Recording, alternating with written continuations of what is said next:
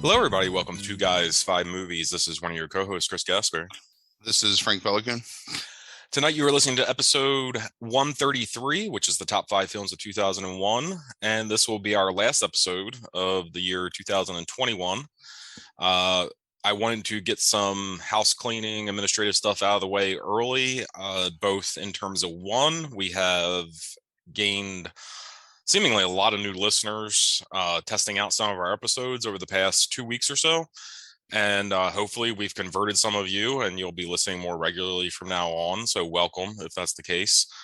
And I wanted to kind of give a little bit of a preview of what's coming up in 2022 before we get into tonight's list. So first, I wanted to go ahead and shout out our sister podcast, and that is the Best 30 Minutes podcast. Frank and I do that along with our longtime friends Orion Wellmaker of the YouTube channel Battletoad Overload, where he beats Battletoads on as many CRTs as possible. So please give him a look. And then our other longtime friend, Mike Bledsoe. That podcast focuses on kind of, what do we call it? I called it nostalgia cast for a long time, but it's we kind of document typical human experiences based on our specific memories, our connection to each other through time. Like, so it's acting as some sort of like time capsule of a specific time period with specific personalities. We have a wide range of topics that we've covered so far, anything from first NES memories was our first episode. We've covered Inappropriate vomiting. Yeah, that's the one that always sticks out to me, inappropriate vomiting. But we did a Christmas present themed episode that just dropped last week. So please go ahead and give us give us a look over on that podcast. It is on a separate feed from Two Guys, Five Movies.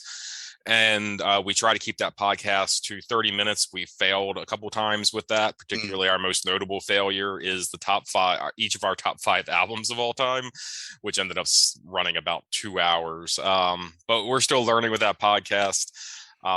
It's available on all the major podcasting platforms, all podcatcher apps. You want to make sure to search specifically the best 30 minutes when you're searching it, because it seems like the article "the" is important in that search right now. And then it looks like our next episode, as we were discussing it today, is going to be talking about at least for the Delmarva area, I suppose, the blizzard of 1996 is the next episode that we're going to be talking about on that. So the other thing I wanted to go ahead and highlight specifically for us and Two Guys, Five Movies is next week, next Tuesday, we will be starting our new supplemental podcast. We have done for roughly the past 2 years, the Quick Cage, which now all of those episodes are available. Episodes 1 through 91 are all available, and that's where Frank watched every single Nicolas Cage movie and reviewed and critiqued them. And now we are moving on to The Spin Should Grin, is the name of the supplemental podcast that will be coming out every Tuesday with us. So, Frank, do you want to go ahead and explain what The Spin Should Grin is? Because I can't do it properly. So imagine the Showcase Showdown and Price is Right, where they spin the wheel and you're hoping to get, $1 because closest to $1 wins. The Spin Should Grin is similar, except there's no dollar. Everything's just a penny. And it's all movies. It's a vague description of what might be a movie, and then I have to take that vague description or adjective or whatever and find a movie I've never seen, watch it, and then review it on the next week's episode. So when we spun last week, the topic came up of hackers. So I had to find a movie about hacking. Mm-hmm. And watch it and review it next week. And it was tough to find a movie I had not seen about hacking. So picked a real winner. So that'll be enjoyable to talk about. Yes. And all of those, Frank came up with a number of topics for himself. And then me and Orion and Bledsoe from the other podcast all in a group thread determined other topics for Frank. So we have roughly in a 52-week period, we have, I think, 63 topics. And some of those are going to be really funny, Frank, when we get to them. Not for you necessarily, but I mean, you know, look, whatever. I enjoy watching bad movies for the most part. So, well, that's good because you're going to watch fine. a lot of them. Yeah. I'm down. But there's the element not only of chance in this though, but there's also an element of wit on your part, I think, to eventually try to find a movie that can fit the description and find something good in there potentially. Got to try and circumvent the rules. Right. Fucking circumvent. They could be like dimes rather than pennies sometimes, maybe. Sure. You might even get $1 in there every once in a while. Yeah, maybe. For the most part, I'm probably just going back to my back to the audience afterwards every single week. Right. To stretch that analogy. And then lastly, on the primary podcast here, we have a whole slew of new top 5 lists. We're not slowing down after 3 years. In fact, I think we're doubling down. So the first major thing that we're doing is, as we have done with 80s horror movies and then the 1990s horrors lists from previous years, next year we'll be covering every year of the 1970s in terms of horror. So starting in the end of January, we'll be covering the year 1970, February 1971, and so on.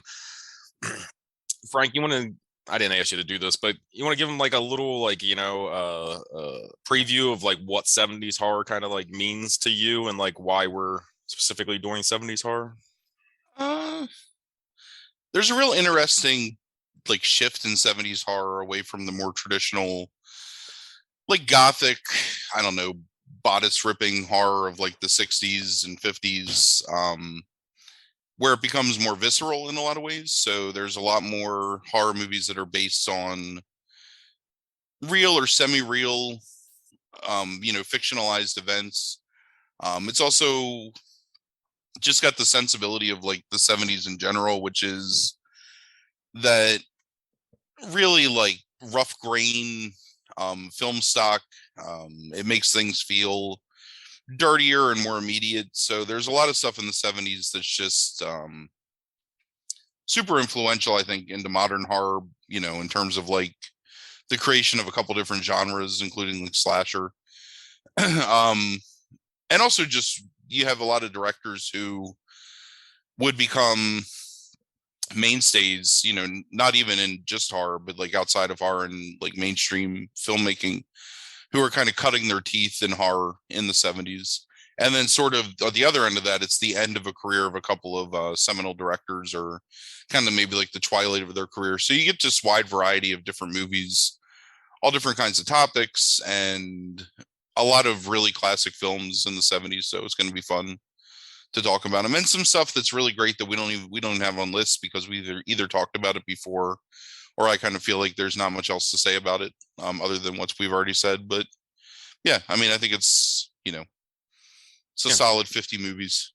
Yeah, I mean, having kind of started watching some of those movies in those early years, definitely like a wide variety in terms of like what you were talking about, that shift, it seems. And probably, I guess we'll have a lot of foreign directors probably on those lists too, right? Yeah, and definitely, because when we did the top 5 of the 70s, which was in hindsight a really stupid list to do, we touched on some foreign directors, but there's a lot of other like more minor foreign directors and directors who became more influential later in their careers that had their starts in the 70s. So you get to talk about some of their early works, and I don't know, it's a good list. I'm excited to watch all those movies again and talk about them.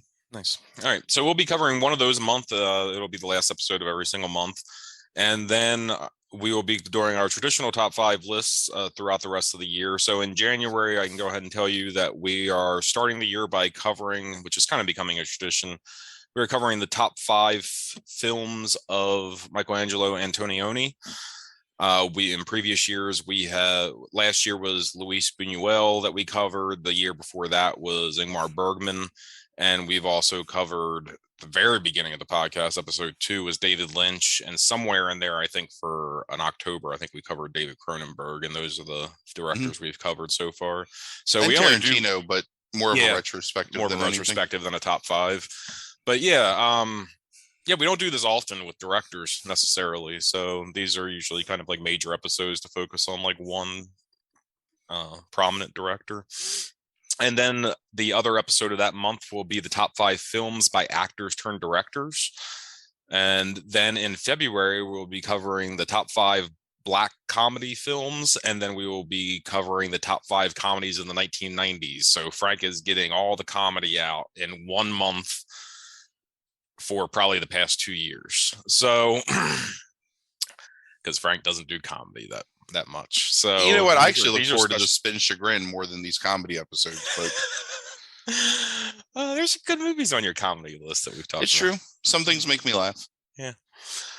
All right. So, and then later in the year, towards the middle of the year, we do have a special episode, something different planned for the 150th episode of the podcast, which we'll talk about more later in the year. So, but I'm really interested in that idea. So, as always, we're still interested in feedback in any ideas you have for the podcast. So you can follow us through Facebook, Twitter, which now I'm posting to more regularly in terms of just the podcast episode updates, Instagram. You can also contact us through email, of course. That's at 2guys5movies@gmail.com. That's the numbers 2 and 5, 2guys5movies@gmail.com. All right. You ready to get into this list, Frank? Let's do it. All right. So 2001. We've covered 71, 81, 91, and now 2001. I think this is the most radical leap out of 10 years to me, as I think on those lists. Yeah, I don't disagree. Of like this is my favorite list out of all 4 that we did. Interesting. Yeah. The one that I enjoyed watching again the most. Yeah.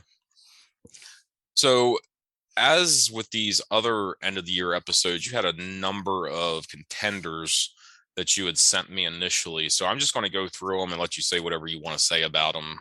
So first was Address Unknown. I don't know that movie. So it's a Korean drama. I've only seen it one time. I own it on DVD.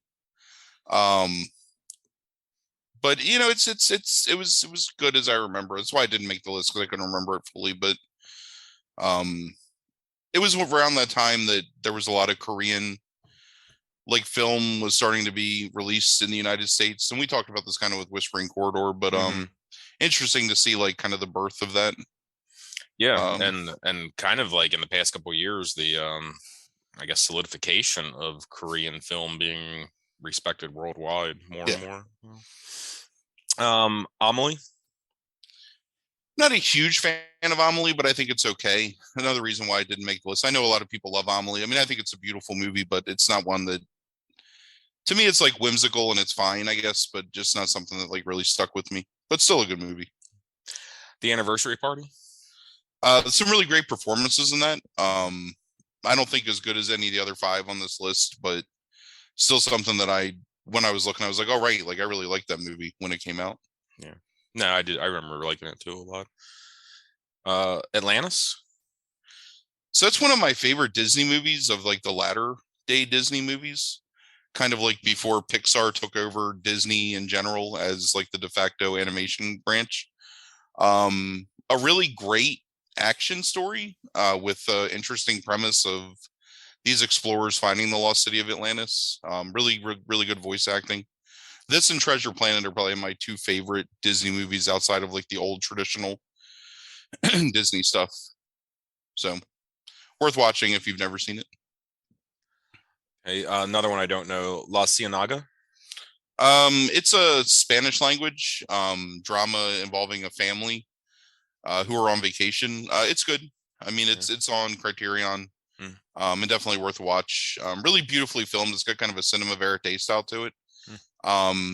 Just really good cinematography and some pretty strong acting.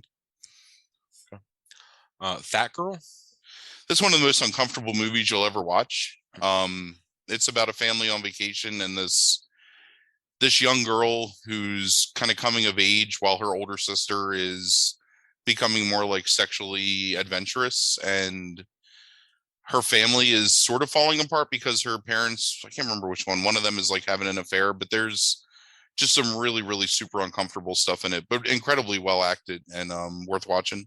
Another one that's a Criterion collection, like stalwart over the past like 20 years. So, all right. Ghost World. I would argue the Ghost World is the one that I struggled the most with putting on this list because I really wanted to. It's another one of those just awkward coming of age dramedies from around this time period that were pretty prevalent. Great performances by Scarlett Johansson and who is that? Thora Birch, right? Yeah. Is the other one. And one of the more cosmically depressing performances by what's his name? Steve Buscemi. Yeah. Just really, really hard to watch at points, but another one of those that it was kind of revelatory when it came out and really great and sort of kind of captured, I think, my feeling at the time being around that age of the people that, you know, the characters portrayed in the movie. So definitely worth a watch. If you've never seen Ghost World, it's super good. Gosford Park. Gosford Park is fine. I didn't love it as much, I think, as some other people, but I thought it was a good movie. It's got some good performances. It's really well filmed. It's like beautiful. What would you call it? Like Elizabethan or Victorian, maybe? I don't know. Like turn of the century British, whatever. But a good movie. Yeah. Lost track. Hedwig. We've already talked about it. I mean, I liked it a lot more than I thought I would. And it was something that I wanted to. So when I do these lists, I basically just kind of scroll through movies that were released that year and just shove everything on the list that I have any kind of reaction to, like gut reaction, like, oh, right, I like that movie. And then as I kind of marinate on it for a couple of days, I go back and I think, like, okay, how much do you really remember about this movie? So Hedwig was one that, like, a year ago I never would have thought about, but because we've seen it and I genuinely enjoyed it, I think, for the most part, although I don't think I like it as much as you. Like, I thought it was a good movie and I thought there was a lot of merit to it. So I wanted to make sure it was on there. And then E.G. the Killer.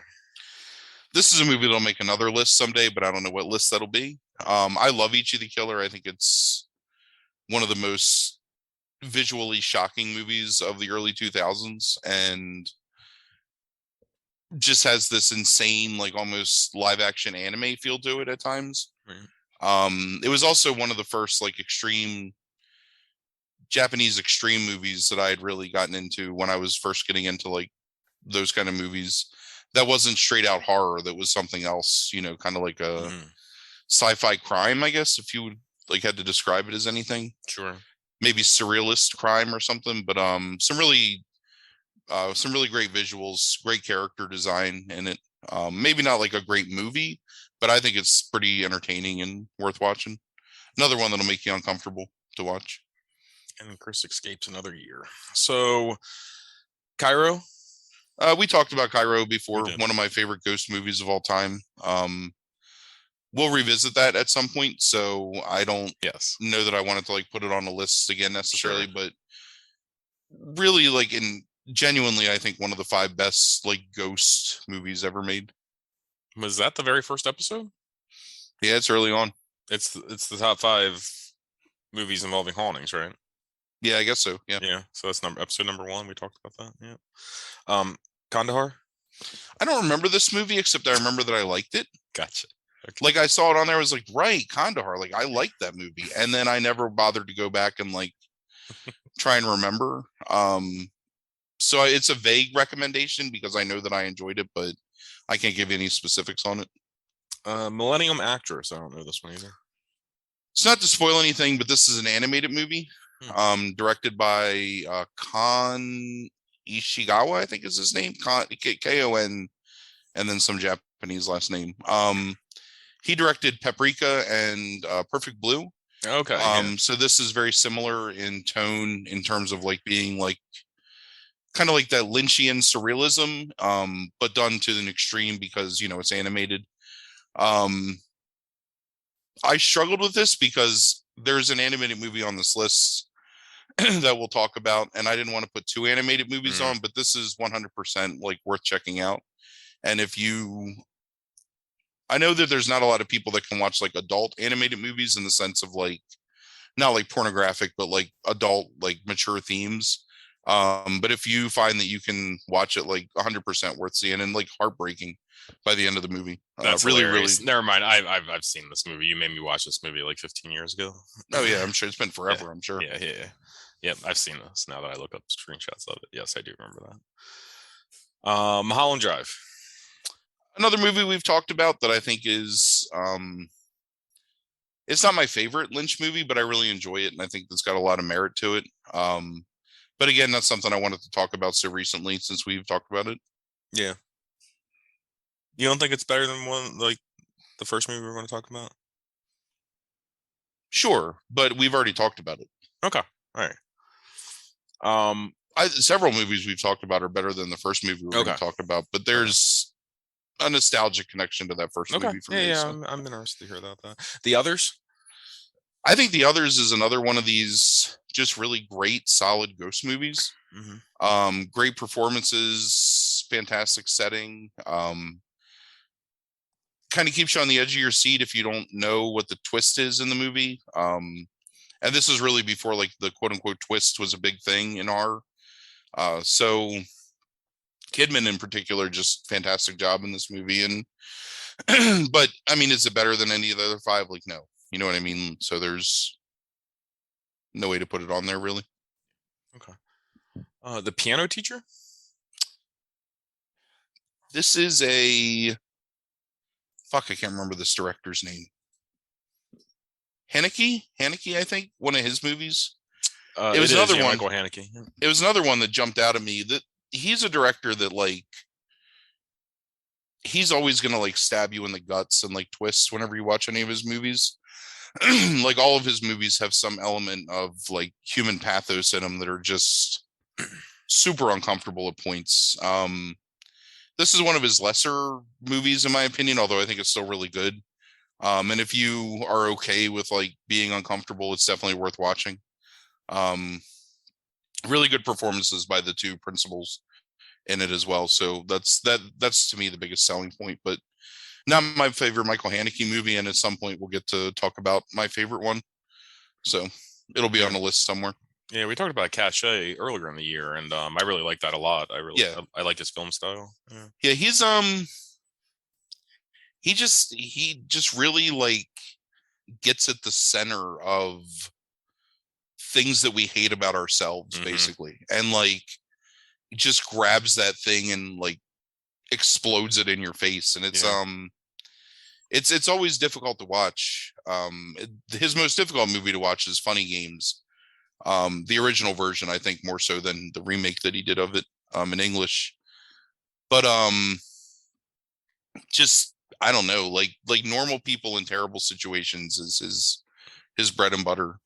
Yeah. And believably terrible situations, not like you know, out of the whatever, like fantastical terrible situations, which makes it like he's probably one of the greatest directors of realistic horror, like banal horror, I guess I would call it, ever. All right. Samsara. It's another one where like I have vague recollections of it. It's a beautiful movie, but I don't really remember a whole lot about it. And again, another one I just didn't feel like going back and doing a lot of research on. And storytelling.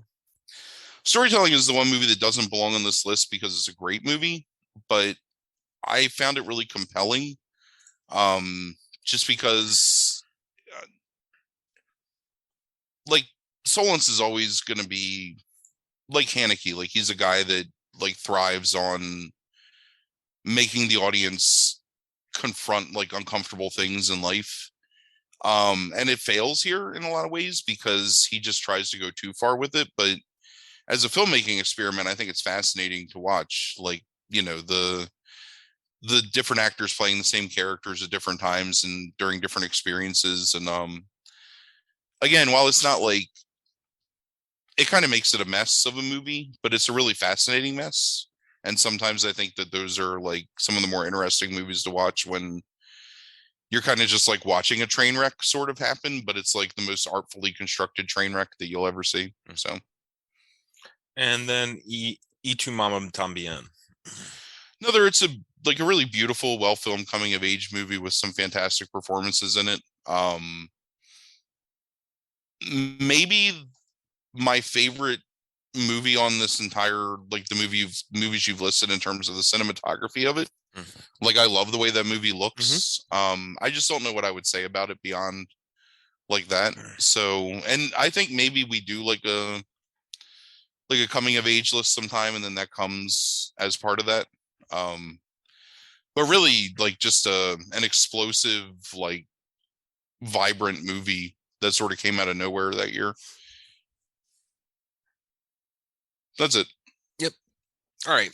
So remember, with these lists, we've decided at the end of the year that we're going to just talk about them in no specific order. We're not ranking these movies whatsoever. So even though we're starting this first one, this isn't necessarily number 5 on the list, although I think it would probably be number 5 on the It would list. be number 5 on the list. Right. So Right. the first movie we're going to talk about tonight is Blow, directed by Ted Demme. Stars Johnny Depp, Penelope Cruz, Franco Potente, Rachel Griffiths. I forgot Ray Liotta and Paul Rubens. It has Right. a 55% from critics and 87% from audiences. You want to tell us a little bit about this and why it's on the list? So this is the semi-fictionalized biopic about George Young, who was a major American trafficker for the Medellin cartel in the 70s and 80s, starting with marijuana independently, but then cocaine for the Medellin, Pablo Escobar, sorry. Um, I mean, it's a standard biopic, which to me is something that I really enjoy when it's done well.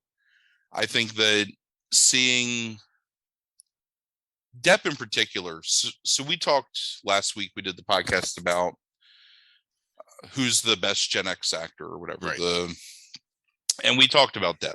And one of the things that we discussed with him was the fact that he sort of sublimated his real personality in deference to being these fantastical, larger than life, wacky personas. Mm-hmm.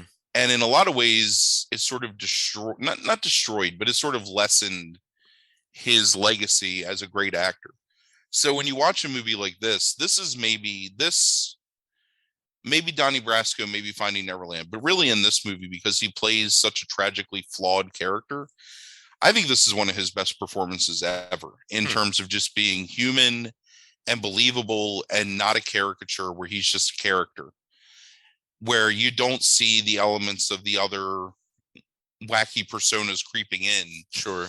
It's just this dude who, through through circumstance, led a life of crime, but came from this background where, you know, he had a genuine love for his father and really just wanted to do well by his family and help the people that he cared about, and found a way to be successful doing something he was good at. And unfortunately, the thing that he was good at was completely illegal and sent him to jail for long stretches of his life. But I think there's a really great humanity just in the way that you watch the young character approach the other people in his life. And you mentioned some of them, but this is maybe the most impressive cast on this entire list from top to bottom, in terms of just not necessarily stars, because a lot of these people weren't stars at the time. So Penelope Cruz wasn't a huge star in 2001. Franca Potente had been in a couple of indie movies, but, you know, she's not like a star. Rachel Griffiths, this is early, you know, in her movie career, so she's not, and maybe those people aren't even notable now, but She's not even on 6 Feet Under, I think, at that point. no, because that hasn't, yeah. So there's all these character actors that just come together to make this really believable movie, and it comes close to aping Boogie Nights a little too on the nose, but skirts away from it enough where it's its own movie. And it's tough because you're talking about, it's filmed in basically the same setting, just in a different whatever industry, I suppose, if you want to look at like the international illegal drug trade as an industry. Mhm.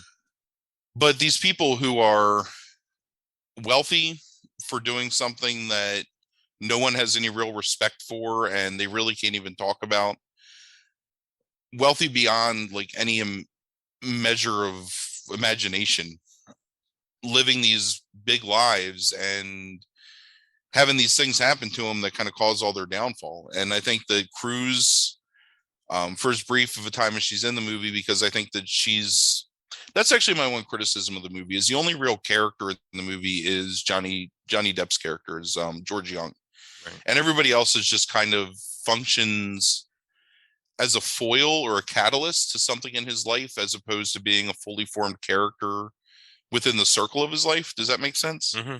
To the point where one of the main characters for the first 35 minutes of the movie, Ethan Suplee's Tuna character, is just written off with a single line of dialogue.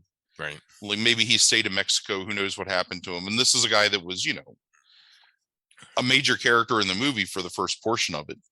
But those missteps aside, I think that it's got great performances. I like the way that it's filmed. It's very reverential to things like Scarface and Boogie Nights and Carlito's Way and whatever, like those early 80s, and well, Boogie Nights is mid 90s, but takes place in the 70s. Those movies that sort of try to capture the look of the 70s well after that decade was over. And I enjoy it. And it was a movie that I really didn't know anything about when it came out. I didn't know much about that topic, the drug trade topic, especially the Escobar stuff, was not as prevalent when it became more prevalent with especially hip hop artists kind of adopting Scarface, and then to another extent, like the Medellin cartel, as being these avatars for them almost, like adopting those identities. But it was a really good look at the, sort of the inherent danger and risk that these people were taking. And the fact that it doesn't glamorize it because he's always falling short. And the heartbreaking relationship between him and his dad, that's exacerbated by the fact that his mom is just a self-righteous, selfish jerk. It's, I don't know. I really enjoy it. I think it's got great performances. Yeah, I would argue, with maybe the exception of one of the other movies on this list, I think the first 30 minutes of this movie might be the best 30-minute opening on any of these movies lists. Like, there is the kinetic nature of those first 30 minutes of the high it like almost like exudes to you as a viewer was fascinating, because I've only seen parts of this movie. I've never seen this entire movie. And watching the first 30 minutes is really good in terms of the rise of George Young as a dealer. I think after that it meanders. Ebert said that it was well made and well acted, and that the failure of this movie isn't a failure of anything involving the filmmakers or the principals. It's a failure of George Young's, and that he's not a very interesting character to make a story about. Right. And he says that, like, it's almost like Ray Liotta being in this movie reminded him of so much of Goodfellas, where it took a less important criminal and made him much more interesting. And that was like the opposite of this. Sure. But okay. Go ahead. I agree with that to a point, but I think that's what makes it fascinating is here's a dude that's not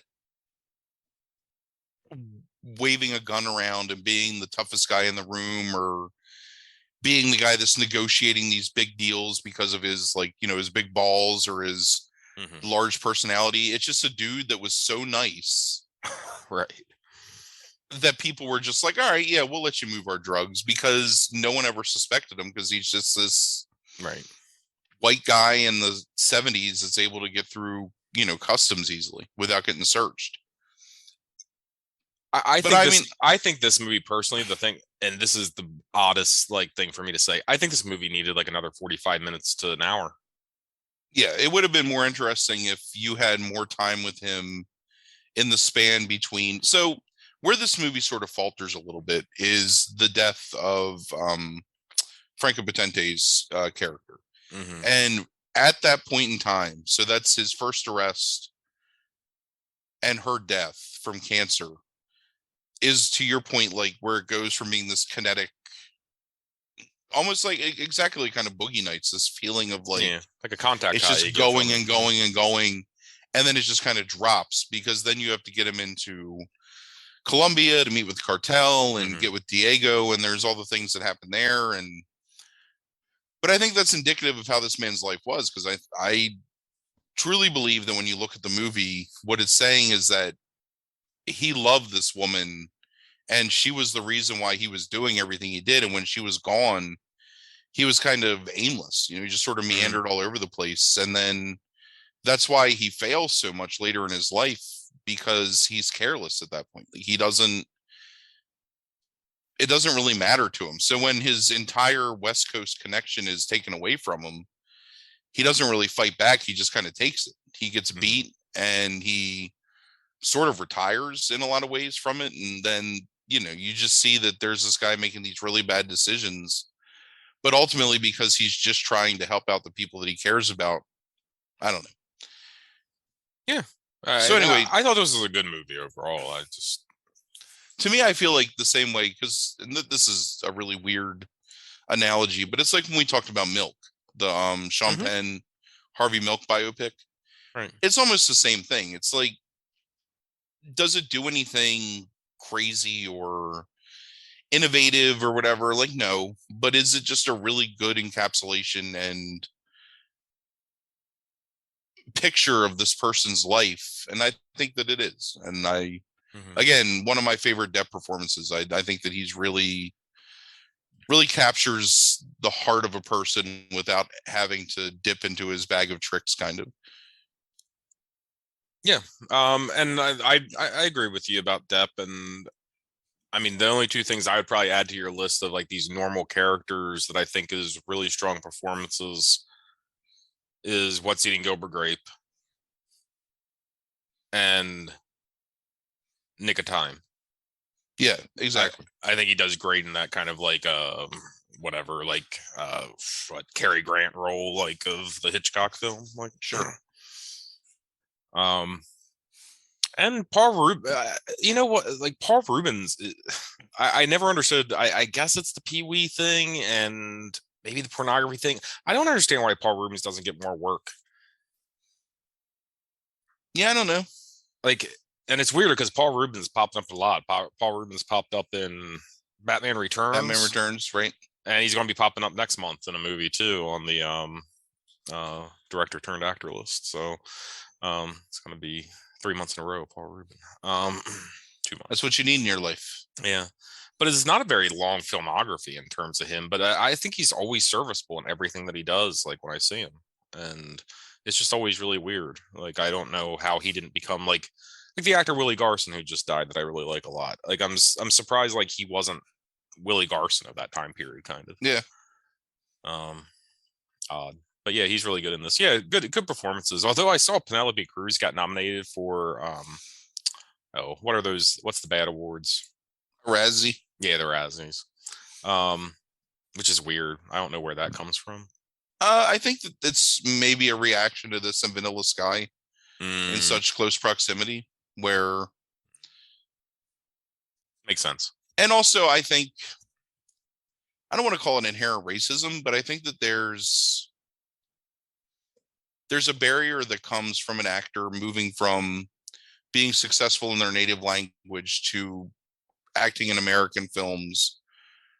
This is, and we'll talk about this actually in two movies from now, but I think it's just difficult. And I think that there's ways of emoting in your native language that don't necessarily come across the same. So here she seems shrill, I think, at points in this movie, but I don't think it's because it's a bad performance. I think it's just because of what she's trying to emote. And I think that Penelope Cruz throughout her career has become a much better actress in English language films than she was around this point in time. Yeah. Because she's fantastic in some Spanish language films before Mm-hmm. this. So, and I can't think of any off the top of my head, and I've already closed Blow out of my browser. So, I can't go back. But I have one last question for you before we move on to the next movie. Is out of this soundtrack, what is the most 70s song out of these songs that I'm going to list to you? Okay, That Smell by Leonard Skinner, Can't You See by Marshall Tucker Band, Blinded by the Light by Manfred Mann's Earth Band, and Black Betty by, oh no, that's Manfred. Hold on. Blinded by the Light. No, Ram Jam is Black Betty. So Black Betty, Blinded by the Light, Can't You See, and That Smell. What do you think is the most 70s song out of those four songs? it's probably Blinded by the Light because it marries rock with a disco sensibility. Hmm. So it sort of bridges the gap of like all the two most popular genres. I kind of consider Black Betty to have been a latter day song in terms of popularity. Like I feel like Black Betty didn't hit really any kind of level of popularity until like the mid to late 90s. And then you just heard it everywhere. Yeah. All right. Although it's hard to argue against Good Skinner. answer. But Right. Fucking Skinner. All right. So the next movie that we were going to talk about is Hayao Miyazaki's Spirited Away. It is a 97% from critics, 96% from audiences. So we've only covered a couple, one or two Ghibli movies on here. Ghibli movies, right? we talked about Totoro. Yeah, that's Did it. we talk about anything else? I Yeah, can't think maybe of that's anything it. else. Maybe it's just Totoro. Maybe we talked about a couple of movies surrounding that, like Totoro, like when we were talking about that. So yeah, maybe that's it. So yeah, Spirited Away. Take it. Go ahead. Oh, what an introduction. So winner of the Academy Award for animated film for 2001. This movie follows a young girl who's moving to a new town with her parents. On the day that they're moving in, they discover this mysterious tunnel that the mother and father follow through, and they find this kind of entire, I don't know what you call it, like castle slash marketplace is filled with all this amazing food. The parents start eating and are turned into pigs, and it turns out that they've eaten the food of the spirits, which they're not allowed to do.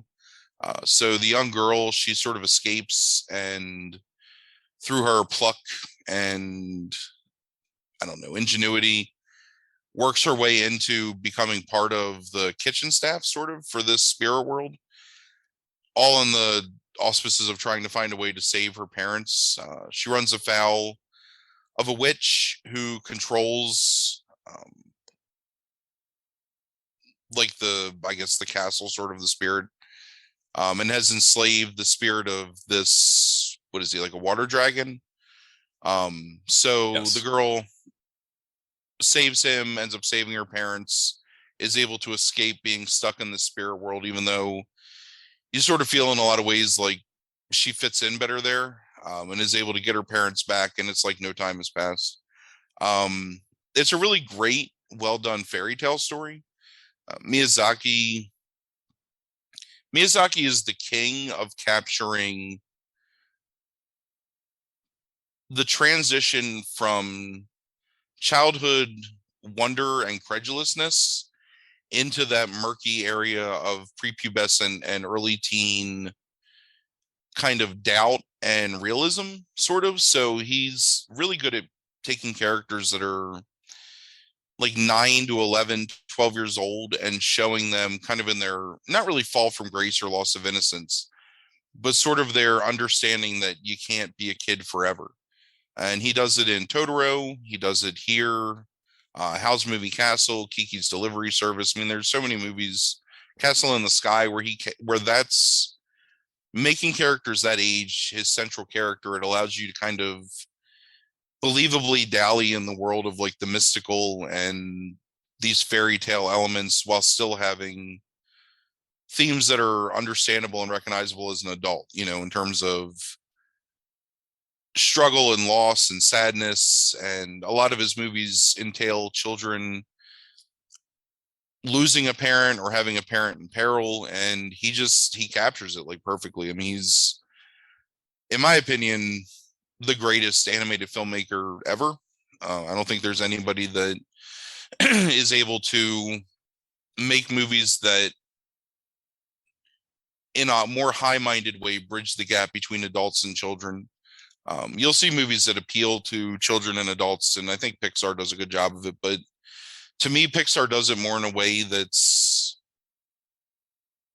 I don't want to say lowbrow because that's not necessarily right, but Miyazaki just generally, I think, captures more of a feeling of a philosophical mindset of the difference between childhood and adulthood, and what you lose becoming an adult from being a child, and what you can still carry with you into adulthood from being a child, like, a sense of wonder and a sense of connection to a world greater than yourself, that a lot of times when you have a 9 to 5 job, you sort of lose that feeling. And it's brilliantly captured here in the idea that her parents, whose only concern is just consuming food because they're hungry, they turn into pigs, and she saves them from slaughter basically by her ingenuity and her selflessness, and the way that she just treats everything with respect because she's kind and loving, and I don't know, just a really well written character, and it's beautifully animated. Some of the no face, not no face, is that what it's called, no face, the thing with the black blobby thing with the no Yeah. mask, um just looks amazing. Like, all the animation in it's fantastic. I love his style because it's anime, but it's not that super deformed, overly exaggerated, like physique anime that you think about typically from I think most people who don't watch anime like think of when they think of, foreign animated films. He's got a very soft, almost watercolor feeling to his movies, where things like water feels wet, and when you look at the way he animates the wind blowing through grass or leaves blowing, like, if there's almost a tactile sensation to watching his movies, that's pretty amazing, I think, to watch. So we had a great experience going to see this movie in the Mhm. theater. We went to one of the Ritz theaters, the Ritz East, I think, in Philadelphia, um, one afternoon, and just watched it, and we were all really impressed by it. One of my favorite Miyazaki movies in general. I would say that this, Totoro, maybe Castle in the Sky, Princess Mononoke. I don't know. There's some really great Miyazaki I would say movies. it's Castle in the, just based on having heard you talk about him a lot. I would say it's Castle in the Sky, just based on what I think your answer is. I love Howl's Moving Castle too. I mean, if you've not really had much experience with, if you have a bad opinion of anime because of the whole weeb um association with like hentai and just weird like sexualization of children, the Studio Ghibli movies are the ones to watch that will show you what the genre is capable of. Like, Mhm. watching this, Grave of the Fireflies, even there's like Arrietty, which is a animated version of The Littles, if you've ever seen The Littles, which was a TV show when we were kids. Ponyo. There's just all these really great fairy tale stories that, when you just sit there and watch them as an adult, it helps you feel a sense of wonder and adventure, and Mhm. you don't feel like you're being condescended to. It doesn't feel overly cloying or cheap. It just feels really well earned, and they're all really good stories, and they have this great, almost Brothers Grimm-esque fairy tale feeling to them, I think. So, but yeah, I love Spirited Away. Amazing movie. Yeah, I'm not an animated movie person. Everybody that listens regularly to this has heard those jokes before, that I don't particularly care for animated movies a lot. And it gets worse, I think, once we get into computer graphics more so. But uh and what I guess the Pixarization, Disneyification of those movies, where they start following some formula, like really bothers me. But uh, his movies, Miyazaki's movies, are not like that, like, whatsoever. Like, exactly what you were saying about, like, not much can make me capture try to recapture wonder again. but his movies certainly get me the closest, probably. Like the description that you gave of this movie is fucking ludicrous. Like on the surface, like it may like they're all like that. They're Right. all these like if you just describe like, oh, this is the plot points that happen in this movie, and here's who the characters are. They all sound so fucking weird and so fucking bizarre. But he has this way of drawing you into that world, no matter how odd it is, and not only making it feel normal, but it's also the most engaging and like spiritually and emotionally satisfying thing that you can experience in those 90 to 120 minutes every Yeah, single time. agreed. And yeah, Spirited Away is probably one of my favorites, agreed, out of all those. Totoro, Spirited Away. I really like Howl's Moving Castle a lot. It's a good movie. Here's the thing with Miyazaki is that one of the issues with anime and with movies that are sort of made to appeal to a young male perspective, because that's what a lot of anime is made for, or seemingly, is that they tend to invest characters with too much power, where it becomes sort of a transference of the viewer into like the power of another being, where you feel,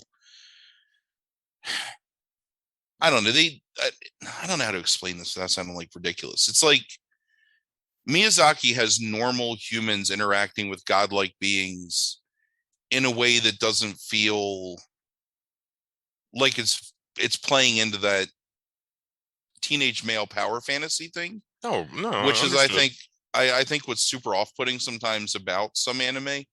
And in general, like over the past 20 years, anime has evolved incredibly to be much more, it casts a much wider net now in terms of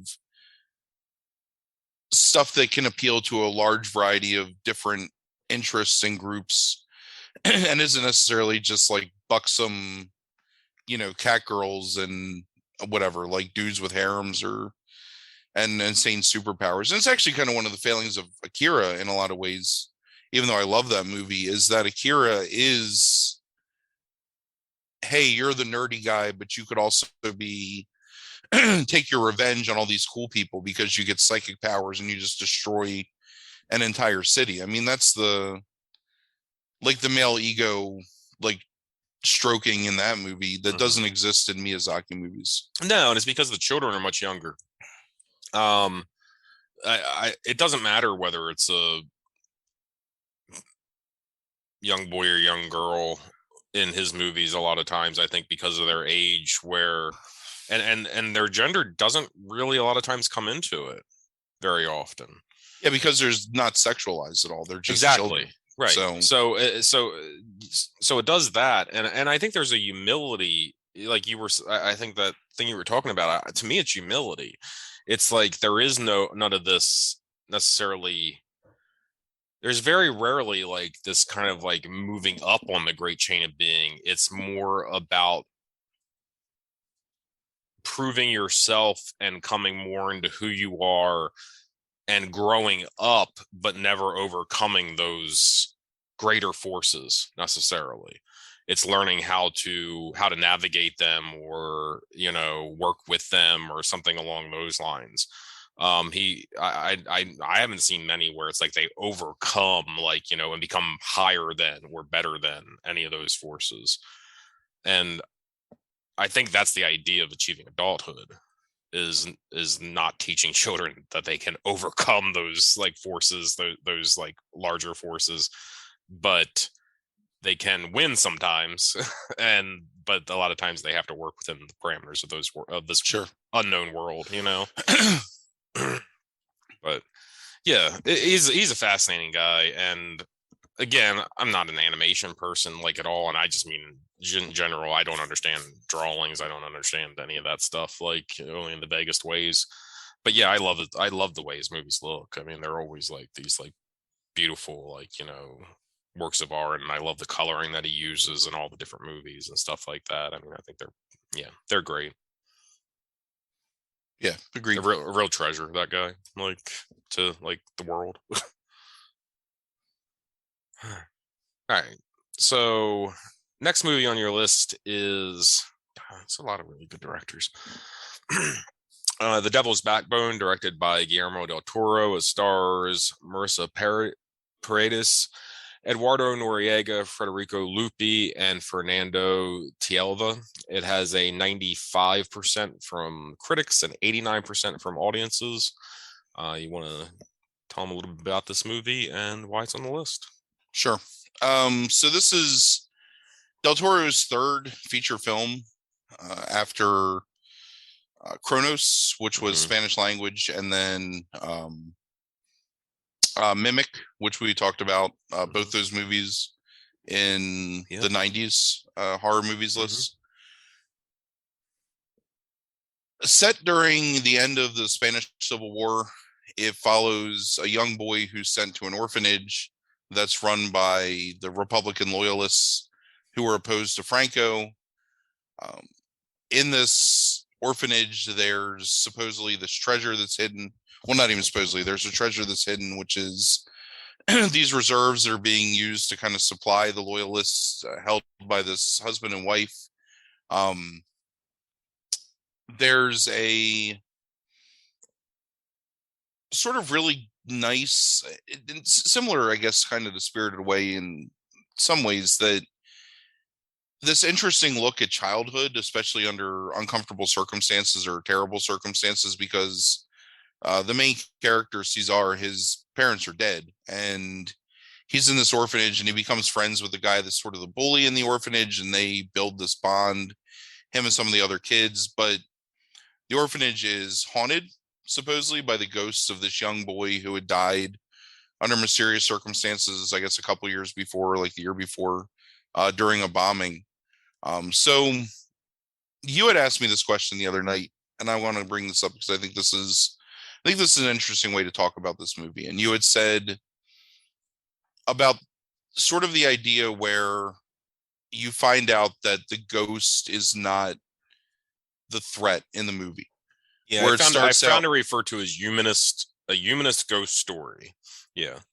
And I think that's really interesting, and especially because we just talked about Stir of Echoes earlier this year, which is nowhere near the movie this movie is in any way, shape, or form, but is the same idea where you think initially there's the haunting, and that's the thing that's the quote unquote like horror of the movie. But then it turns out that it's the human element of it, which is the horror of the movie. So in this movie, it's the character of Jacinto who's having an affair with the wife, and who's just a terrible person and ends up causing the deaths of pretty much all the primary characters in this movie, aside from Cesar, and who gets his comeuppance at the hands of the ghosts that you're kind of led to believe, especially in the early to mid part of the movie, is the threat or the supernatural, like uncanny force that you're supposed to be afraid of. And Del Toro does an amazing job just because of the way that he films Santi, who's the young boy that you're initially led to believe died in the bombings, but it turned out died because Jacinto killed him, so he couldn't reveal that he was trying to steal the gold from the orphanage, as this darkish figure with this huge pool of blood just leaking upwards out of his head. And aesthetically, the look of it is amazing the first time you see it, especially. It's such a powerful, interesting take on how to represent a ghost, where it feels ethereal and it feels disconnected from the physical world, yet still maintains an element of immediacy when you see it. Like it's really shocking the first time you see the ghost of Santi in the movie. And Del Toro is an interesting director because we've talked about this. I think we've even talked about this on the podcast, but we've definitely talked about it off air, where I feel like Del Toro is one of the greatest Spanish language directors working in the world today that has incredible difficulty directing movies in English. Like when you take Mimic and you take this and you put them next to each other, I don't know that you would ever guess that that was the same director that was responsible. Right. And you can say the same thing about the Hellboy movies and like Pan's Labyrinth. You know, in Pan's Labyrinth, probably his most critically acclaimed movie that he did or he's done in his career. But you look at that and you look at just, and so I was thinking about it when I was thinking about this movie today and how I wanted to talk about it. Because I think the most interesting thing is that I feel like it's the connection to Spanish history and real life events that Del Toro can invest so much of himself personally in this movie, where it feels like you watch something like Pacific Rim, and I know the Pacific Rim is a big budget action movie, but it lacks that humanist element to it that I think this movie has. And I really feel like it's because Del Toro has this deep personal connection with the Spanish Civil War, this time period, just the idea of loss and the human element that comes with filming a movie that's based in his own country. And you see that in Pan's Labyrinth too, because I know that you've seen that movie, but have you seen that movie recently at all? No. So I watched it again last year, or I watched it again earlier this year. Just direction wise, performance wise, it's just so powerful. And you watch something like Hellboy, and there's a lot of that element that goes out of it. And I really just think that he's, I don't know. Here's an interesting, just very, very quick, but like recent event that's happened here is I've been avoiding watching Crimson Peak despite me watching every damn horror movie that's in existence. I didn't even know he directed Crimson Peak until two weeks ago. So, but I've avoided it because of Hiddleston's like cheekbones or whatever, like staring at me. Like, so I just can't click play. Brandy watched it out of nowhere, my wife, and so she watches it and is describing it to me. I was like, yeah, I never hit play on that. And she's like describing to me like, well, here's the things that are good about it. Like, you know, and she's not like a movie buff and she doesn't understand like, you know, like a lot of the language, but she's like, it's filmed really well. And she says the performances are good, but there's like this thing that's just missing out of it. It's like it's like scenes don't necessarily like there's no like kind of unifying thing to all of it to where it just feels like it's a bunch of things happening and I don't know why they're happening, and it feels like there's just this something, and she couldn't describe it. It was like just this thing that's missing in all of it. And I was like, who the hell just out of curiosity, like who the hell directed that? Like, because she was telling me it like looks like really nice on the screen and stuff, like, you know. Yeah, I looked it up. That's him. And it's like, yeah, there is this intangible thing that is lost when he directs in English. Right. And I don't understand that because you watch interviews with him and he speaks perfect English. Sure.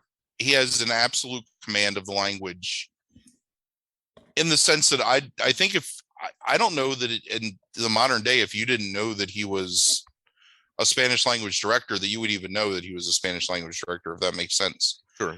But it's not even just, there's this weird sheen onto all of his English language films where they feel like you're watching something that was manufactured. Crimson Peak is a beautiful movie, but it is a weak ass gothic romance, honestly. Yeah. Right. And the Hellboy movies, beautiful fucking movies, but they're missing. I don't know if maybe he feels like that's what it takes to be successful in American film, that you can't have nuance, but he loses all of his nuance in his American language films. And it's like Devil's Backbone is 100% a movie that if you enjoy horror movies, you should watch. It's right. And think about the intricacy of the plots in this movie, Frank. Right. Like, that's why I didn't even really go into it too much, because because there are like 15 minutes explaining like 6 different like plots that are going on almost in this movie.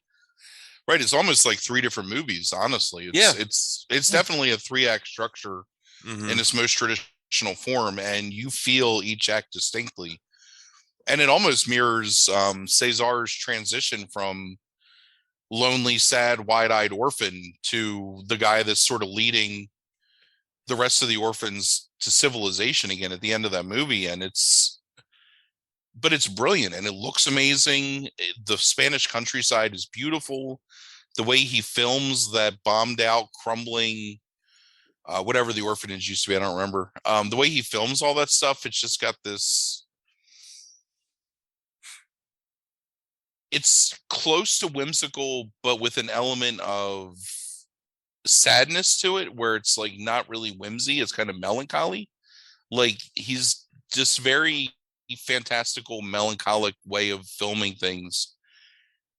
When the underwater stuff, where it's all almost like neon phosphorescent, so you can see the things tumbling through the water, like all of that is just amazing and it's beautiful and it's I don't know. And then you go and watch, Blade 2 or whatever, and it's like, what the fuck? Like, how is this the same person? Yeah. I mean, not because I can't imagine anything he's done so far in English language is going to ever appear on this podcast. Right? We may talk about The Shape of Water someday. Okay. I shouldn't say that because I've never seen the whole movie, but I've seen half of it. I'm sort of excited for Nightmare Alley. I'm curious to see what that looks like. I'm always excited. That's the problem with this dude. I'm always excited. We talked about Hellboy, didn't we? At some point? No. We never talked about Hellboy. Yeah, I see. I don't know. Maybe that's that comic adaptations outside the MCU. Right. That falls under. But again, it's like, I love the comic of Hellboy. I don't think that the movie is a very good adaptation. Right. Honestly. Like, I think, and not to get too much into talking about comics, but Mike Mignola, who draws and writes Hellboy amidst all his creation, invests this feeling of almost Edward Gorey-esque, like, abstraction to his art, where everything, it's got humor and it's got heart, but it also has this really cool, macabre, almost abstractionism to it. And making Hellboy look the way it looks, it just feels manufactured. Yeah. And that's the way that I think all of his American movies feel, is they don't feel like Pan's Labyrinth feels old and fantastical. And when you're looking at that pale man, down in the underworld of her, and because it's all based around the imagination of the child, really, is like where the horror comes from in those movies. And then he just loses that somehow when he makes these American movies. So I don't know. And the one thing that I hope more than anything with Guillermo del Toro is that he is able to make his At the Mountains of Madness adaptation of Lovecraft, because that dude has been trying to make that movie for 20 some years. And I would love to see him take on Lovecraft, because I think H.P. Lovecraft is maybe the most difficult writer to film effectively because of the way he describes things. And unless you capture it, you just end up looking goofy, and I think if anybody can capture it, I think it's Del Toro, but we'll see. Right. Yeah, but this movie, Devil's Backbone, it's really well written. It's got a very, to your point, very complex plot that maintains your interest and builds the stakes, like it raises the stakes constantly, and genuinely makes you feel the people that you're watching are in peril and you're kind of rooting for them to succeed. And in my opinion, one of the best filmic representations of a supernatural entity in any movie ever. Yeah. Like, to me, it's on par with the way that Cairo films ghosts, in the sense that they feel truly detached from the physical world, but still believable, if that makes sense. Like, I don't feel like I'm watching a CGI effect, and I don't feel like I'm watching a person in a suit or whatever with makeup. It genuinely feels disconnected from reality, which I think is the most important part of like a truly good ghost movie, is having that feeling. Yeah. And where most ghost movies film it by not, like The Changeling, by never showing the ghost at all. So you never have to it's always your imagination of what's causing, that wheelchair to move or that ball to Mm-hmm. bounce. Mm-hmm. Whereas like those two movies, Cairo and Devil's Backbone, that's actually an interesting thing. If we ever revisit that hauntings list to talk about like what movies truly capture the look of a ghost in a way that makes sense and feels appropriate. Mm-hmm. So I can shit on the Conjuring and Insidious movies again. What's fascinating to me about this is in pretty much every way, this movie is just a well executed movie. But it's like it's impossible to describe this movie, which is again is why you haven't talked about it. Not only are there so many plots going on, this gets labeled as either like a ghost story, a ghost movie, or a gothic horror or something along those lines. This movie is a coming of age story. It is kind of like a gothic horror ghost story, sure. But it's a coming of age. It's a war movie. It is a noir at times. It is a standard drama at times. Like this movie just covers so many genres in it. With yes, at the core is this ghost story, but it is a story, and I think that label goes beyond just that humanist ghost story or whatever, goes beyond just the idea that the humans are the horror. It's like this movie is about people in general, like in terms of like, trying to show like what it is to be, I don't know, good Right. by, putting it against people that are awful, at the same time. But I, it's a pretty amazing movie. Like I liked it 15 some years ago when you made me watch it, and then I didn't know if it would hold up, honestly, and it did. It's a solid movie, like all the way around. So that's I don't have a lot to say about it. It's just really well executed, and it really shows me the talent that Del Toro had. And yeah, I've been kind of disappointed ever since watching this, like 15 years ago, and thinking, oh, okay, like I'm really excited about this, or I'm really excited about this coming out, and it just never pans out really. I'm hoping Yeah. Nightmare Alley's it though, you know. And fuck, I'll even watch a stop motion animation version of Pinocchio. Oh Like, my God, I'm so excited for I'm that. It's sure you gonna be are. I'm sure fucking awful. I here's the secret about me. I fucking hate Pinocchio. Pinocchio is one of my least favorite. I I don't know if there's any adaptation of Pinocchio where I genuinely feel okay when I'm watching it. uh-huh. Like I despise Pinocchio as a story, as I think it's weird and I don't know. So I hope this movie's great and it can change my Pinocchio hate because it's pretty strong. And I kind of like the Disney Pinocchio like when I was a kid, but I haven't seen it in a very, very long time. But I hate stop motion animation, so we'll see. But I'll watch it. I'm always rooting for Del Toro no matter what. And Yeah, me mostly too. I think it's because of this fucking movie. That I'm rooting for him more than anything. But all right. So next on your list is Wes Anderson's The Royal Tenenbaums, starring Gene Hackman, Angelica Houston, Ben Stiller, Gwyneth Paltrow, Luke Wilson, Owen Wilson, Danny Glover, Bill Murray, Seymour Castle, Kumar Palana. It was discussed as well on episode 15 of this podcast when we had friend of the podcast Jason Heister on to talk about the best Wes Anderson movies. We talked about both Royal Tenenbaums and Life Aquatic. So if you want any more, you can go back to that. But it has an 81% from critics and 89% from audiences. So you want to just recap a little bit about this movie and why you felt it needed to be on the list. So following the lives of dysfunctional Tenenbaum family headed by Patriarch Royal, who's been estranged from his family due to the fact that he's a colossal asshole for quite some period of time. It follows mostly the lives of his now 3 adult children, Ben Stiller, Paltrow, and Luke Wilson, and their relationships with each other. Some various kind of tertiary characters to the family, like Luke or Owen Wilson, who plays childhood friend and guy who's sort of gained prominence and fame off writing a book about the Tenenbaums. The Angelica Houston's new beau slash fiance, played by Danny Glover. It's interesting because I think Wes Anderson is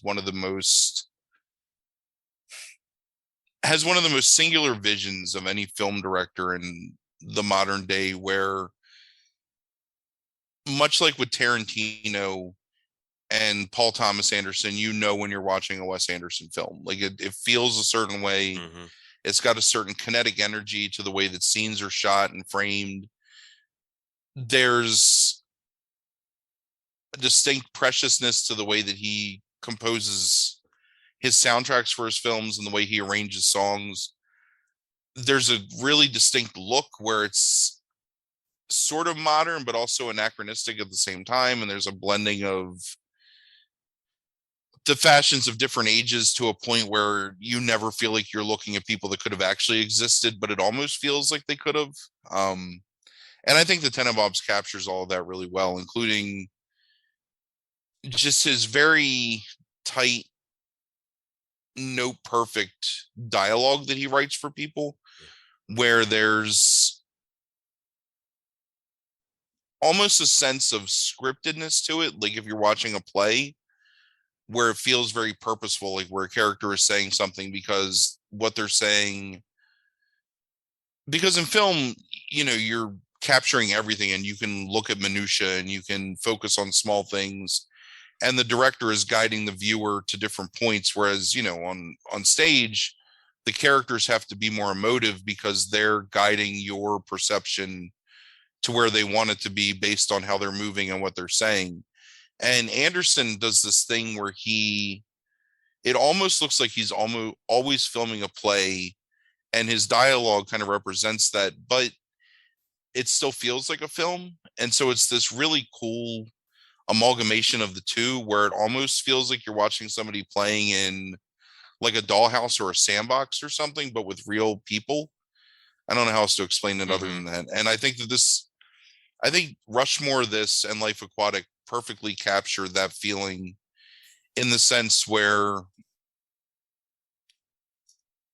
you're watching a movie, but it helps you suspend your disbelief enough where you kind of just get swept up in what's happening with the people. And in this movie, Tenenbaums is 100% driven by the performances of all the actors in it, from the smallest performance up through one of, in his most masterful performances, Hackman playing Royal, just with this air of, I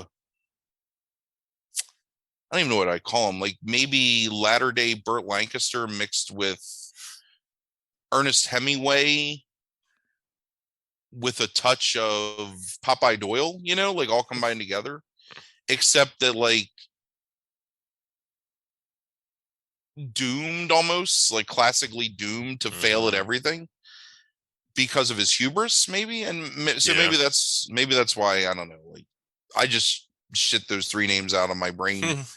But like you really do feel like here's a guy, and you're thinking of Burt Lancaster in Atlantic City, right? Yeah. And I'm really like, it's to me, it's watching this and watching Life Aquatic together are so perfect, because it's about two men who have failed as fathers and have no idea, who want to correct course but have no idea how to correctly correct their course, and are just stumbling through the end, like the latter parts of their lives. And Hackman just does this amazing job of, he wants to spend time with his family, but he doesn't know how to do it in a way that's meaningful and without still being this overbearing, insulting asshole that he's been his whole life. But he knows that he's an insulting, overbearing asshole.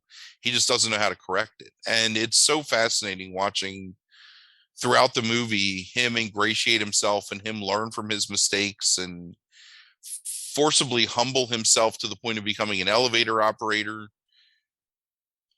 but still maintaining an air of dignity. I mean, it's a really masterful performance on his part, Yes. and like buoyed so much by Glover and Houston and Mhm. both Luke and Owen Wilson, and one of Paltrow's best, most understated performances that's both wistful and heartbreaking at the same time. Like you kind of fall in love with her a little bit, but it also makes you really sad, like right up until the end. I think that one of the greatest pseudo dramatic performances by Stiller in his entire career in capturing this guy who's driven financially by a need to be better than what his father ever was by being successful and a better parent to his kids, and also dealing with the traumatic loss of his wife. And it's just, I don't know. And it looks beautiful. Anderson perfectly captures, I think, the feeling of a city as you would want it to be, as opposed to a city as it is, if that makes sense. Hmm. Like where it feels like a small community and it feels kind of frozen in time almost in the way that he shoots buildings, and you don't feel the creep of the outside world kind of pushing in, which I think is something that Wes Anderson does particularly well, is he captures enough of the modern world where it feels modern without weighing you down with the problems that the modern world contains, maybe. Hmm. And I think the Tenenbaums does that amazingly, and really great sense of humor to it, you know, and just pretty amazing movie. Yeah.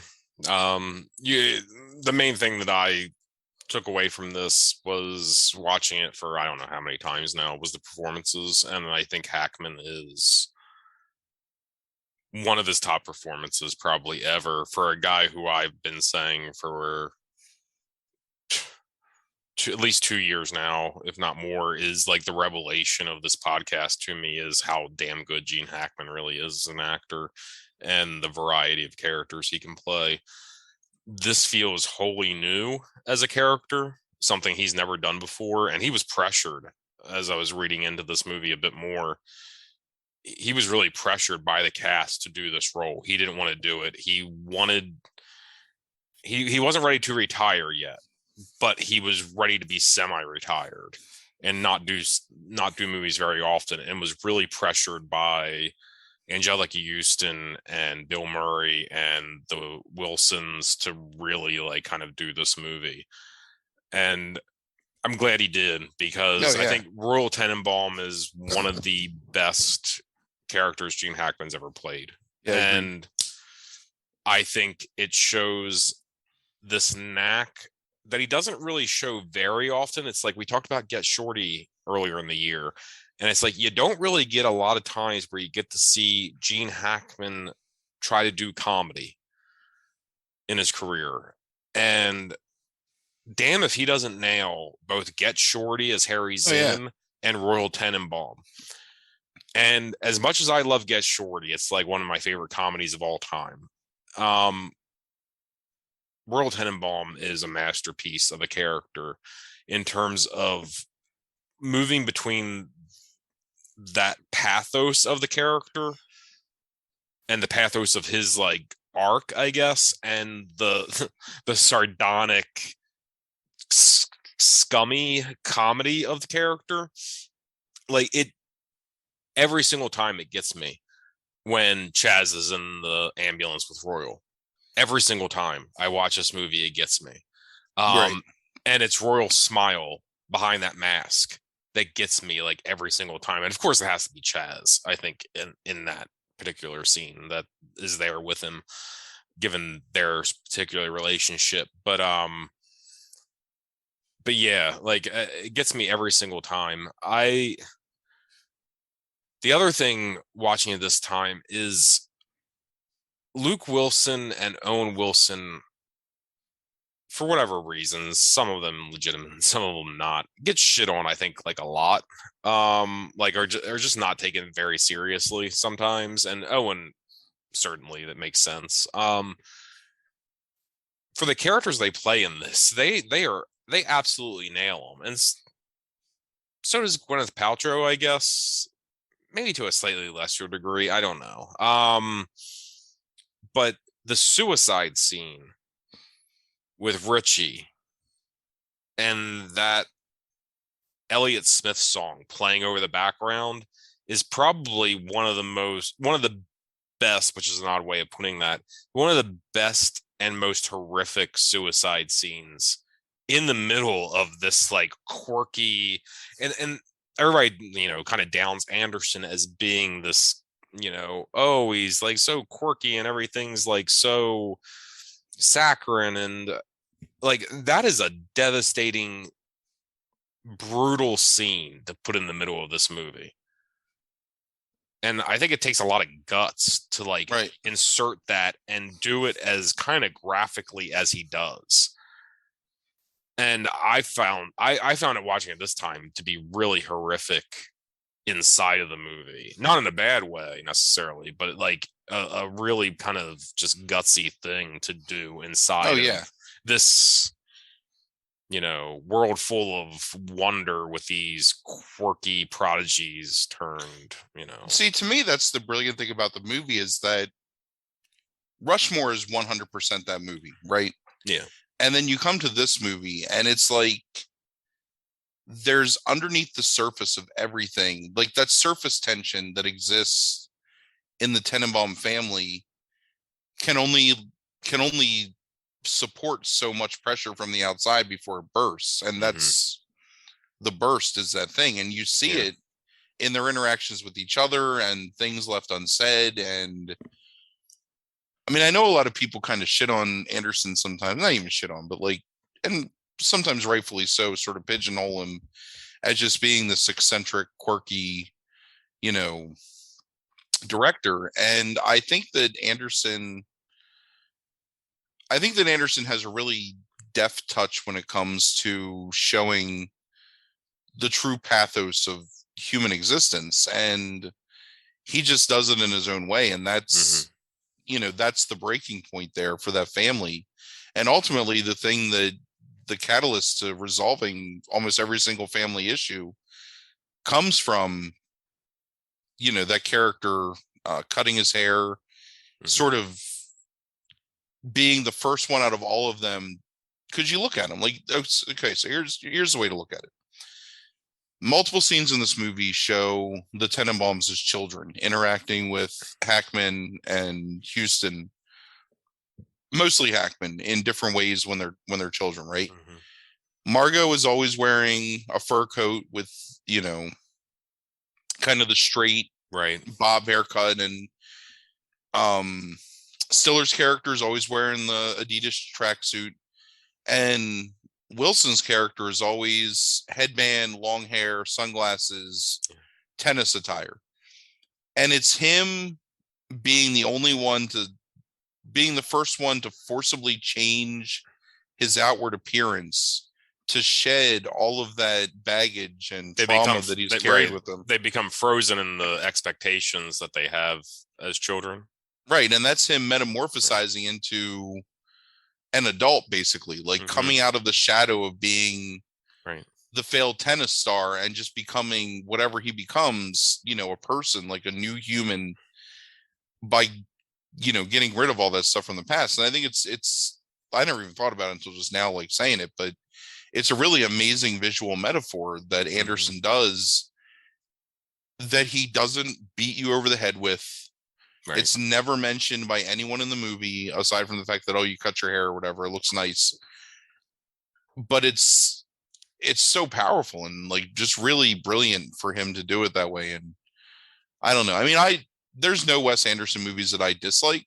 I think maybe I like Bottle Rocket the least out of all of them, and not the biggest fan of Darjeeling Limited, although I think it's got some good parts to it. And I haven't seen The French Dispatch yet, but I don't know. Like, I love his vision of the world, and I just like the way that he captures and he brings out the best in pretty much every actor he ever works with. Like, you're going to get a great performance, or at least a memorable performance. So, yeah. Yeah, no, agreed.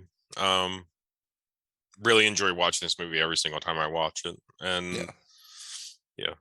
I'm never disappointed by the end of it. Or Have you watched either of his animated features? Fantastic Mr. Fox. I had. What's the other one? Isle of Dogs? I have not watched Isle of Dogs. No. Yeah, I don't think I appreciated Fantastic Mr. Fox as much. I want to watch that movie again. I think that movie is really, really well done. I don't know. Anyway, we'll talk about that some other time. But Yeah. yeah. All right. So the last movie we're going to talk about tonight, I have heard you say is, as we've gushed about some of these movies here, I've heard you say that this is your favorite movie of this year, right? This is a top 50 movie of all time for me. Okay. So the last movie we're going to talk about is Mira Nair's Monsoon Wedding. It stars Nasiruddin Shah, Shafali Shah, Lilette Dubby, and Vasundhara Das. It has a 95% from critics and 87% from audiences. So we talked about Nair last episode in 1991 in terms of Mississippi Mrs. Masala. Masala. And yeah, here she is 10 years later again. So you want to tell us a little about the movie and why it's a top 50 movie of all time then? So in scope, this is a really small movie and revolves around one family's preparation for the marriage of their daughter in the days preceding it, leading up to the actual wedding day. Generally follows the interactions and exploits of that family throughout the couple of days. The daughter is getting married in an arranged marriage to a man that she barely knows, whose family is from America. It's being supported by this rich family friend that's kind of supported the family for years. It involves all these members coming from different countries to gather. This wedding planner group, led by this kind of sort of flamboyant, sort of boisterous wedding planner, kind of feels like he plays sort of loose and fast with the truth a lot as he's helping to set up the ceremony, which is an elaborate affair with tents and flower garlands. And anyway, the young girl is still in love with her ex, who's a television celebrity, who's still married to another woman, and is making her kind of doubt her decision to get married. Her younger brother is this flamboyant and never specifically called out as being gay, but definitely a young man that's not interested in the same things that his father feels like he should be interested in. He's into cooking and dancing and just being kind of an exuberant personality. And there's this plot line of the father wants to send him to boarding school and make him more serious and more, almost manly. And the kid just wants to be his, himself. There's the plot line of the maid of the house is wrongfully accused of stealing jewelry, and her and the wedding planner are in love with each other, and it kind of puts a rift in their relationship that gets mended by the end of the movie. And all of this is taking place on the cusp of monsoon season in India. So half of the movie takes place in pretty heavy downpour.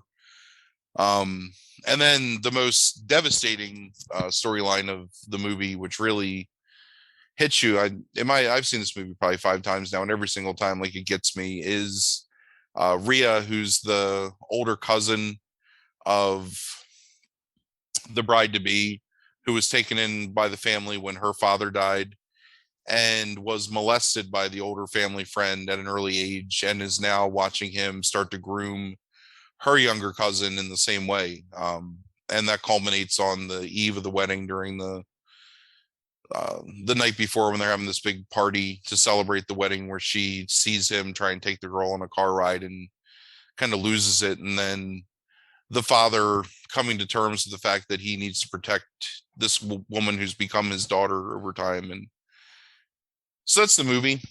Again, it takes place in a small period of time, but number one, I don't think there's a performance in this movie that I don't absolutely love. Like I like every character in this movie feels real and they have genuine personality and they feel like they've known each other for a long time. Like you don't feel like you're watching actors perform. You feel like you're watching people that genuinely know each other just kind of interact on film.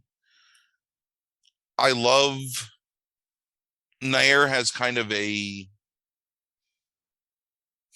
I always use cinema verite, but it's sort of what it feels like. The way that she films scenes where sometimes the camera moves past the principals to catch something happening in the background or sort of illustrate the setting in some ways. And she does it where it's not jarring ever. Like it just sort of feels like you're caught up in the rush of this family trying to prepare for this momentous event.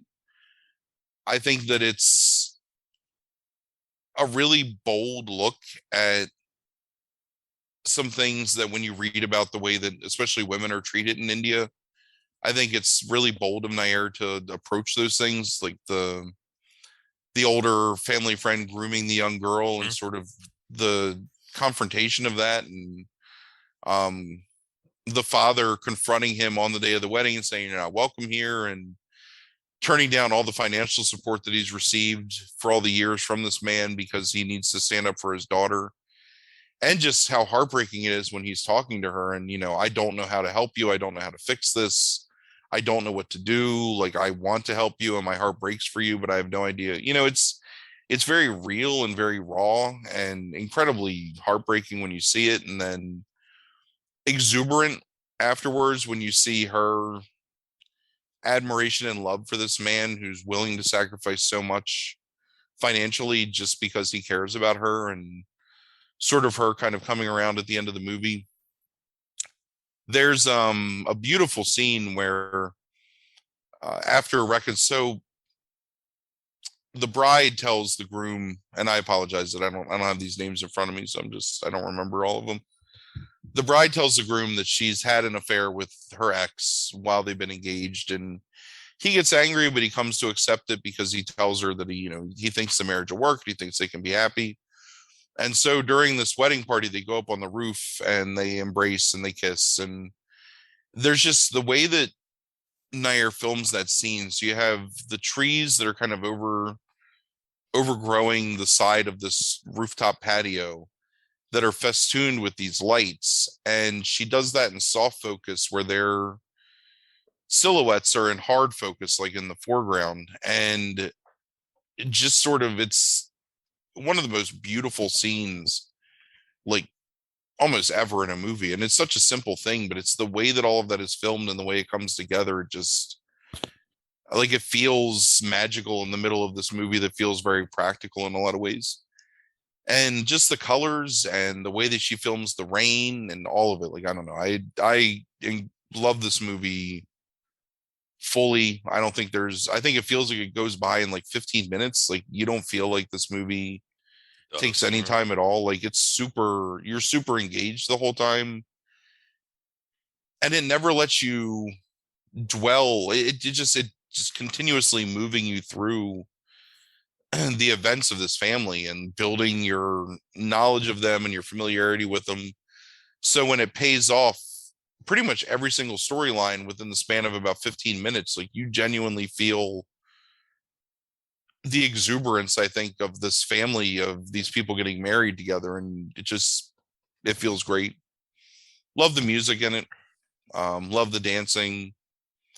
I love the marriage of the traditional Indian culture that you see a lot of times in the Bollywood movies with the more modern mindset, of Western culture kind of encroaching into this traditional world. It's just, yeah, Well, amazing yeah, and movie. that's the interesting thing is between last episode with Mississippi Masala and seeing that Indian family in the States, in the South, and how that plays out of those mixing of cultures. Now we're seeing 10 years later, I think it's really interesting with her and how Western culture has started to influence a lot.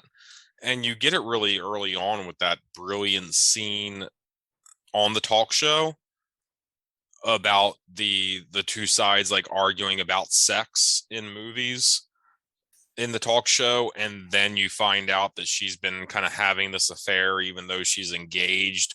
And even before that, you start seeing it in the language itself and how Hindi is moving into English between the different generations. And it's it's a really fascinating look at a modern Indian family 20 years ago.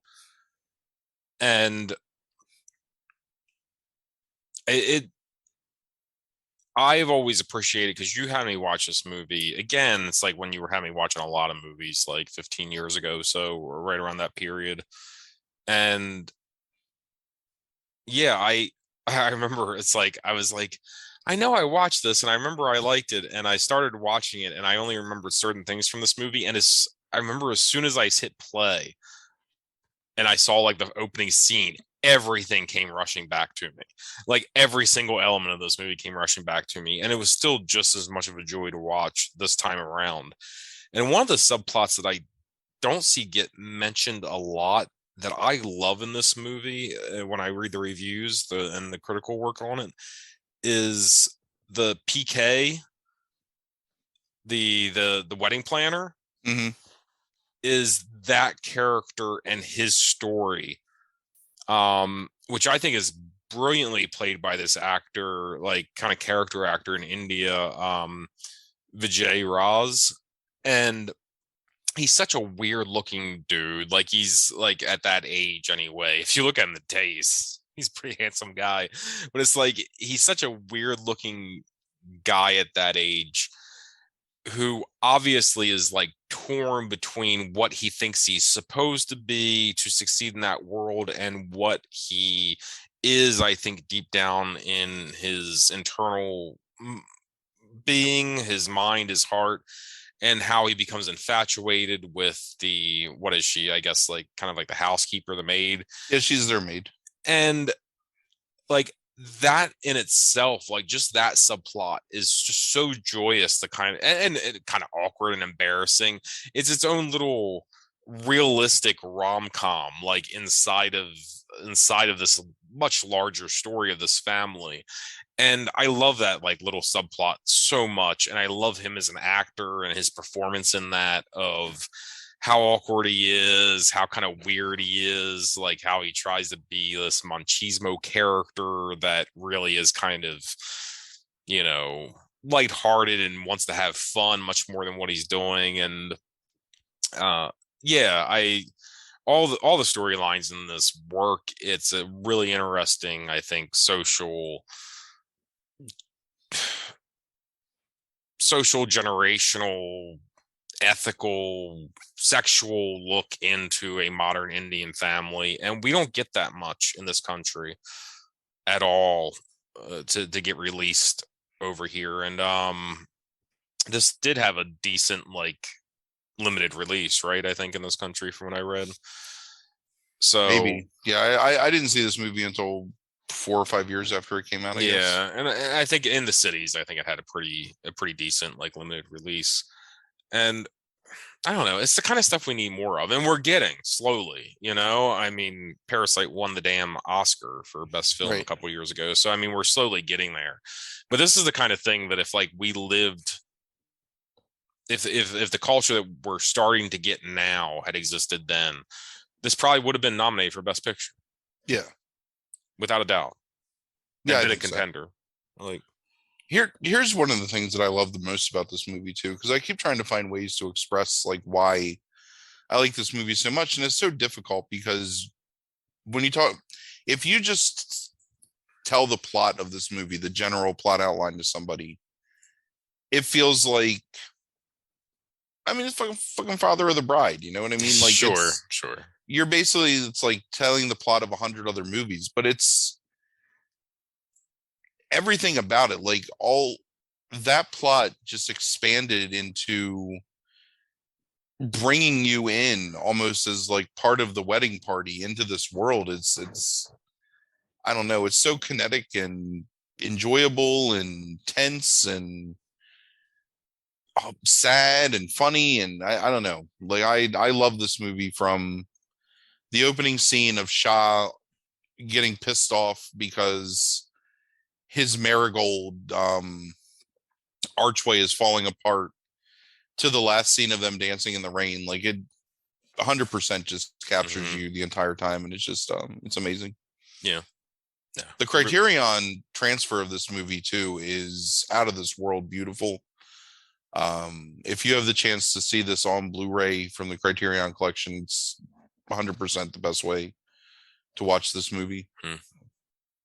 Yeah, I don't think I saw that version of it because I rented it through YouTube. So I don't think that was the Criterion version that I watched. Sad that it's not on the Criterion. So that's actually one of my biggest complaints from this week's worth of movie is Tenenbaums.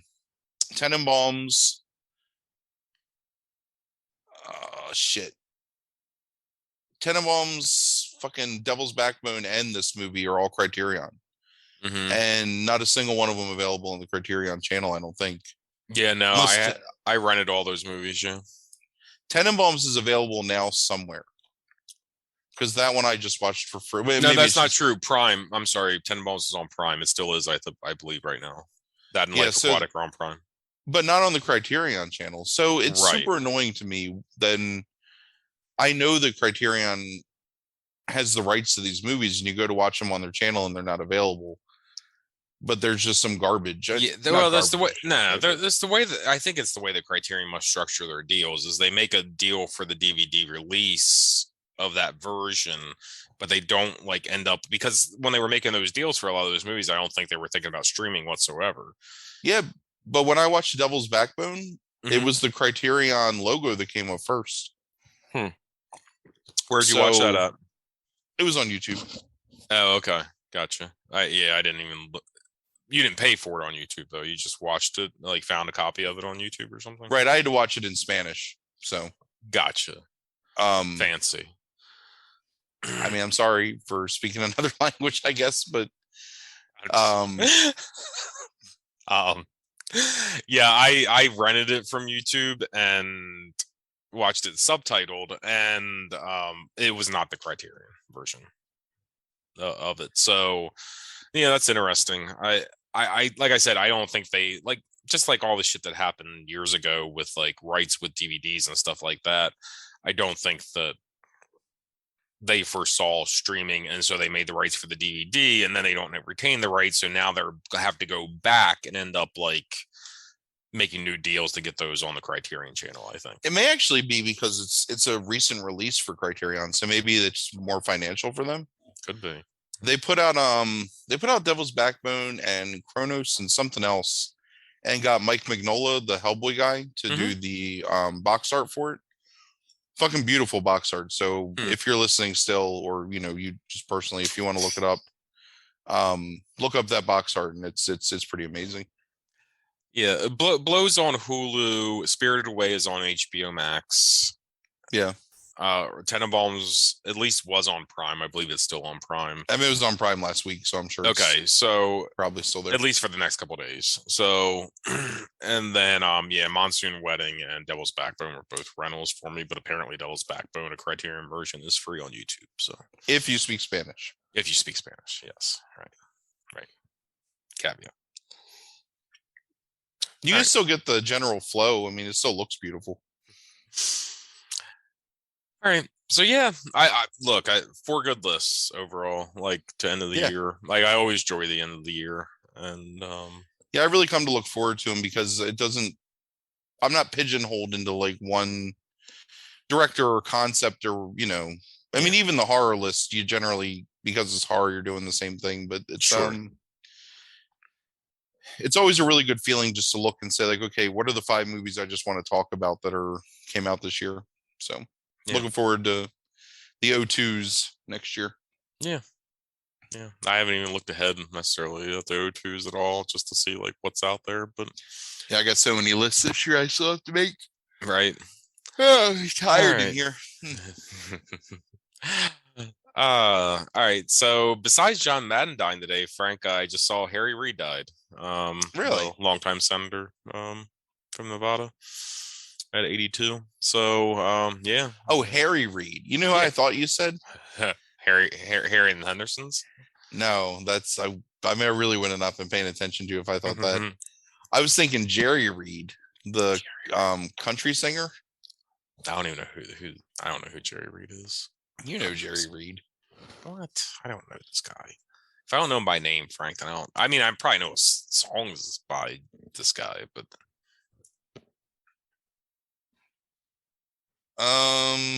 He Eastbound and Down, Loaded Up and Trucking. okay, I know Eastbound and Down. Yeah, okay.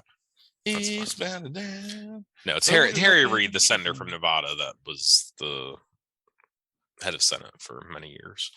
Also died. They're not. I don't think they're saying yet whether it happened from COVID or not.